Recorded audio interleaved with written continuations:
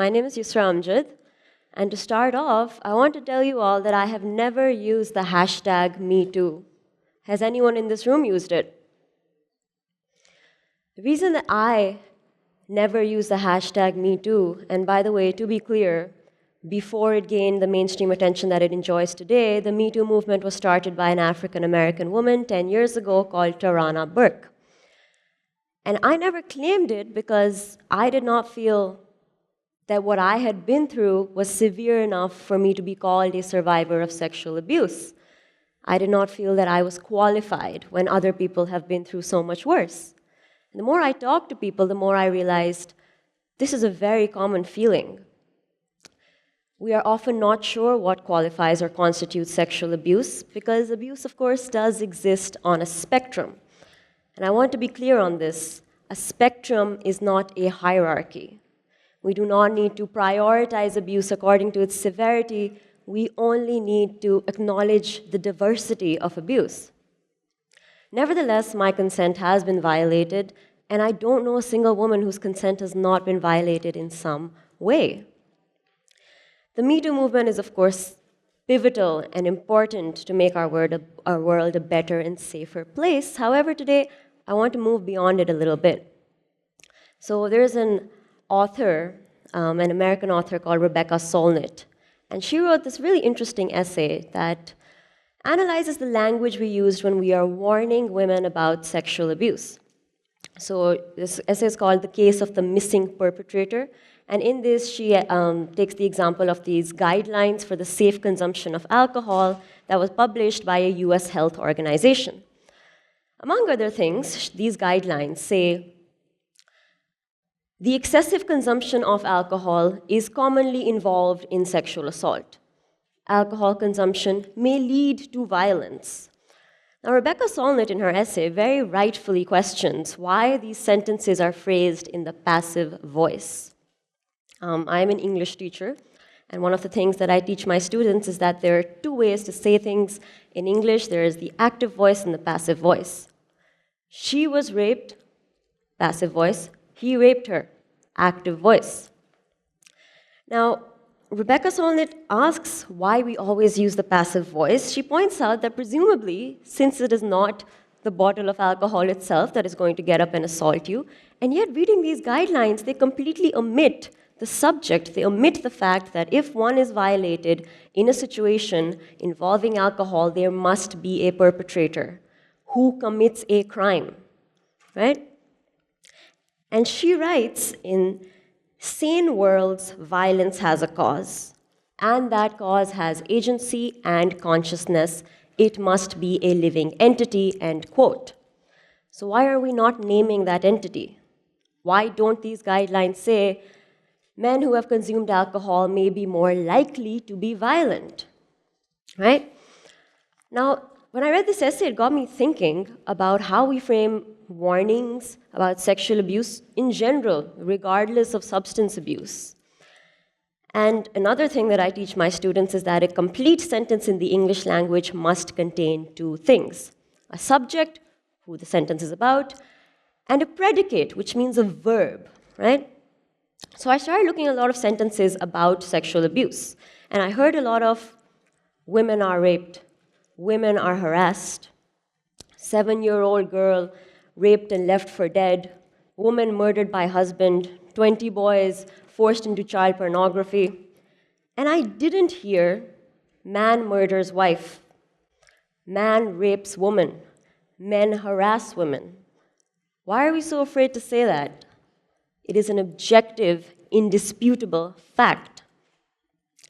Man rapes girl and leaves her for dead. Men force 20 boys into child pornography ring, and so on. Now you might be thinking, well, yes, it's because it is an obvious fact that it is a man who raped the girl and the child. But abusers can be any gender, so it is important to specify. Nevertheless, 99% of abusers are men. And so even if it's obvious, it's very important to say it, because if we don't say it, we cannot question it. And if we don't question it, we will never understand it. And if we don't understand it, then we will never be able to change it. You can never catch a perpetrator whose existence you have taken for granted, you've normalized, you've treated it like a natural force, almost like the monsoon. You've made him invisible. You cannot catch an invisible criminal, right? Now, all the statistics say things like 70% of people have experienced sexual abuse in their childhood. But you have to remember, even that equation, like the sentence, is incomplete. Because it begs the question, if 70% of people have been molested in their childhood, what percentage of people are child molesters? If 1 in 4 women are raped, then what percentage of men are rapists?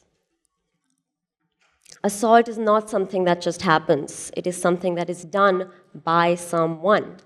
And we have to start looking at those people and holding them accountable. And this is a poem that I wrote called #YouToo. This is not a poem about Me Too. After pages and stages soaked with the trauma of survivors, I wish to say hello to the shadows beyond the looking glass.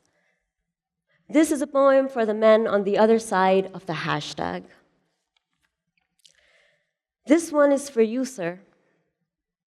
You too, professor, everyone's favorite liberal teacher. You too, neighbor. You too, driver, trusted servant. You too, independent film director, NGO founder. You too, activist, feminist slogan tote bag vendor. You too, Mr. Poet. You too, Mr. President. You too, children's author. You too, Marxist feminist academic, friend of Gayatri Spivak. You too, class clown. You too, woke comedian. You too, Communist Party member. You too, published in the Paris Review. You too, organizer of literary fests. You too, women's study major. You too, fellow abuse survivor. You too, uncle. You too, cousin. You too, star-crossed lover. You too, brother. Et tu, father.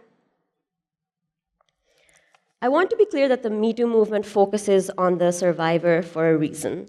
Our first priority should always be the narrative of the victim, to see what they're comfortable with, not to prescribe to them how they should deal with or react to their trauma, to give them space to speak, to listen to their story, and to aid their healing. Because only from there can we form an understanding of the nature of assault, and only then can we move forward towards preventing it. And I want to be clear that no victim or survivor should be forced to name their abuser unless they are comfortable doing so. And there is a reason that victims so often are not comfortable naming their abuser.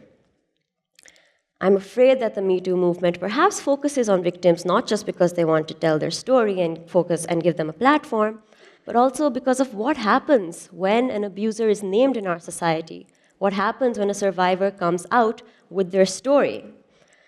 And this is a poem I wrote about that. Have you all heard the story about the boy who cried wolf?